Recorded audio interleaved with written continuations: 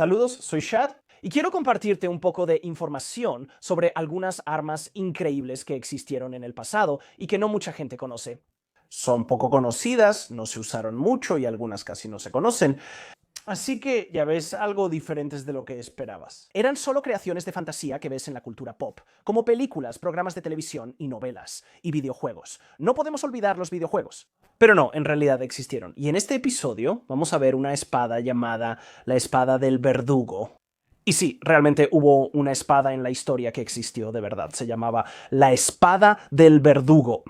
O le hemos puesto el nombre de la espada del verdugo en la actualidad, porque es la mejor, ya sabes, designación que podemos darles según su uso y función. Primero que nada, la espada más antigua conocida que fue diseñada específicamente de esta manera data de 1540.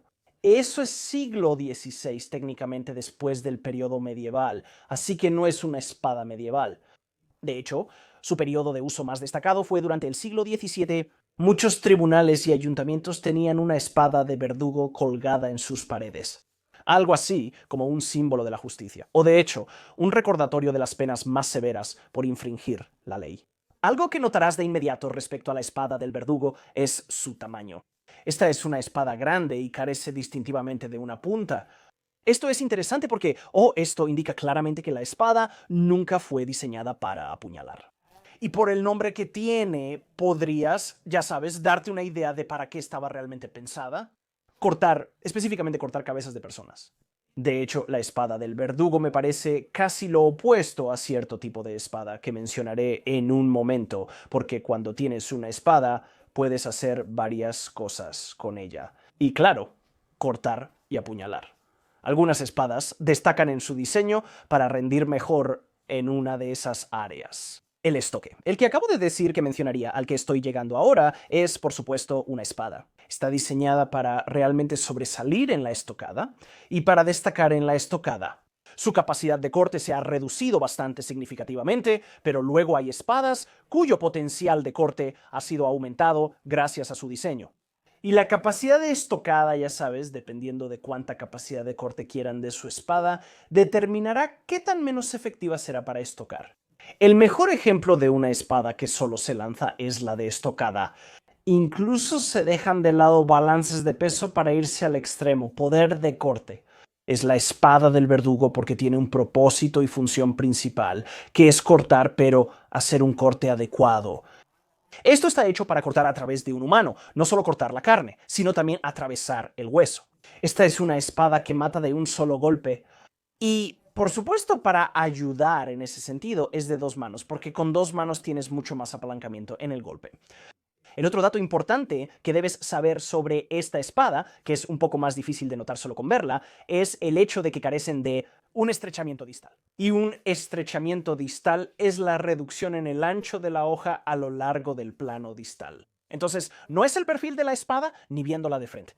Las espadas históricas que se usaban para el combate casi siempre tenían estrechamientos distales. Este era un hecho muy importante para reducir su peso y hacerlas más utilizables, ágiles en la muñeca para redirigir su impulso. Pero la espada del verdugo no está pensada para el combate. De hecho, el peso adicional en las partes superiores de la hoja sería muy útil para la función para la que fue diseñada. Por eso, si le pusieras una punta a una espada de verdugo, no solo la harías. Una espada normal de dos manos, común en otras partes del periodo medieval, seguiría estando ridículamente pesada en la punta para este tipo de espada en esta categoría de tamaño. El otro instrumento común para ejecutar personas por decapitación en el periodo medieval era el hacha. Entonces, ¿por qué querrías elegir una espada de verdugo en lugar de un hacha? Bien, ¿por qué siquiera hubo la necesidad de desarrollar este tipo de espada? Hay un par de puntos interesantes que pueden surgir al considerar esto, y es eso. Las espadas generalmente siempre se han considerado mucho más prestigiosas que el hacha. Por eso podrías pensar que quienes eran ejecutados con esta espada tenían un estatus más alto. Desafortunadamente no podemos saber eso con certeza. Todo esto es una suposición basada en lo que podemos intentar reconstruir a partir de los registros históricos aquí y allá. Sabemos que hubo personas famosas que fueron decapitadas con espada. Ana Bolena, segunda esposa de Enrique VIII, fue decapitada con espada. De hecho, se contrató a un espadachín francés experto para hacer el trabajo y asegurarse de que se hiciera de un solo golpe. Lo interesante sobre las opciones que el rey Enrique consideró para la ejecución de Ana Bolena empezó con la quema en la hoguera, luego se redujo a la decapitación por hacha y después se redujo una vez más a la decapitación por espada. Es interesante que la espada se veía como una muerte más misericordiosa.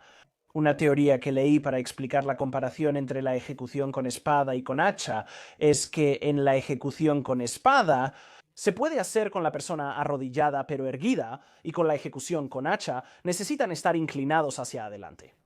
Estar erguido en una posición de rodillas se considera una forma más honorable de morir, porque estás como arrodillado, como en oración ante Dios. Ser asesinado inclinado hacia adelante es como morir como un animal. Una es la muerte de una persona temerosa de Dios, la otra de un animal humilde. No sé qué tan anecdótico sea esto, es solo una teoría con la que me he topado y no he podido sustentarla con ninguna fuente histórica válida. Sin duda es un punto interesante. Sin embargo, hay una ventaja más práctica de la espada de verdugo sobre el hacha, y esa es la proporción de corte. Esta es una ventaja que todas las espadas tienen sobre el hacha.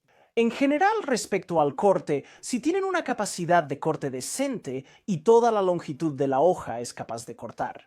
Mientras que, en contraste, la cabeza del hacha, dependiendo de su diseño, puede ser bastante estrecha. Y si alguna vez usas un hacha, puedes pasarte del objetivo y la hoja lo pierde por completo, y solo el mango golpea lo que estás apuntando. Porque la proporción de corte, el área con la que estás golpeando, en realidad es mucho, mucho más pequeña. Es prácticamente imposible hacer eso con una espada, a menos que estés como súper cerca y golpees con la guarda. Y si solo fuera un fallo parcial. Es mucho más fácil hacerlo con un hacha que con una espada, ¿de acuerdo? Donde la mitad de la cabeza del hacha atraviesa el cuello de la persona, ¿de acuerdo? Y están medio decapitados. ¿Y qué pasa si sobreviven por un corto tiempo? ¿De acuerdo? Y el dolor que sentirían al estar ahí tirados en el tajo, con la mitad de la cabeza todavía unida, no es bueno, no. Con una espada es mucho, mucho más fácil acertar a tu objetivo en cualquier parte de la hoja en comparación con el hacha. Y así, la espada de verdugo en realidad es un arma de decapitación un poco más segura que el hacha para el propósito de las ejecuciones, como indica su nombre. Eso no significa que todo sea color de rosa, ¿de acuerdo? Uno de los problemas que tienen las espadas al cortar objetivos gruesos como el cuello de alguien, huesos y todo eso, es la masa. Las espadas tienen mucha menos masa que un hacha. Entonces, ¿qué esperas ver en la espada del verdugo? Es una hoja más grande y ancha, con masa para mejorar su capacidad de corte. La masa no es todo, debe estar muy afilada, ¿de acuerdo? Esta espada está parcialmente desafilada, tendrá muchos problemas para cortar y puede tener un corte fallido y cortes fallidos. Ocurrían en las ejecuciones. Entonces, entendiendo qué era la espada del verdugo, su uso y ventajas y desventajas, podemos expandir sus usos en la fantasía medieval. Lo interesante de esto, sin embargo, es que en los escenarios de fantasía tenemos algo así como equivalentes de la espada del verdugo, porque nos gusta darles a nuestros héroes espadas enormes. Existen espadas ridículamente grandes y otras moderadamente grandes, pero gruesas, como las de la película de Warcraft.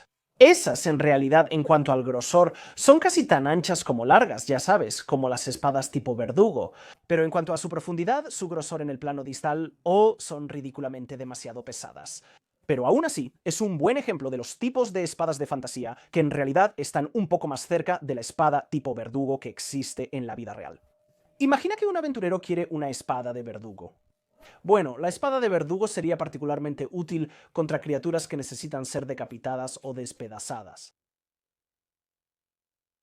Sí, creo que este tipo de espada en realidad sería mucho mejor para matar zombies que otro tipo de espadas.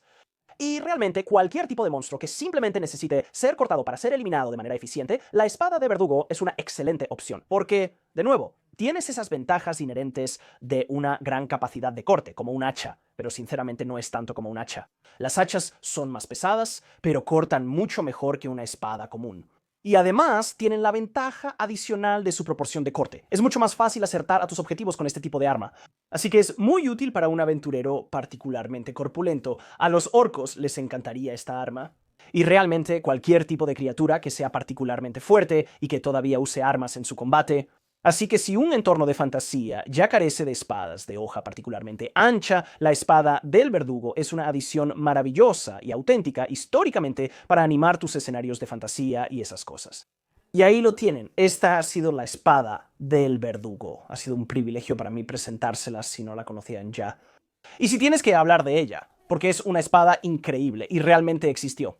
Muchas gracias por ver. Espero verlos de nuevo, sobre todo al ver armas históricas reales, poco conocidas pero increíbles.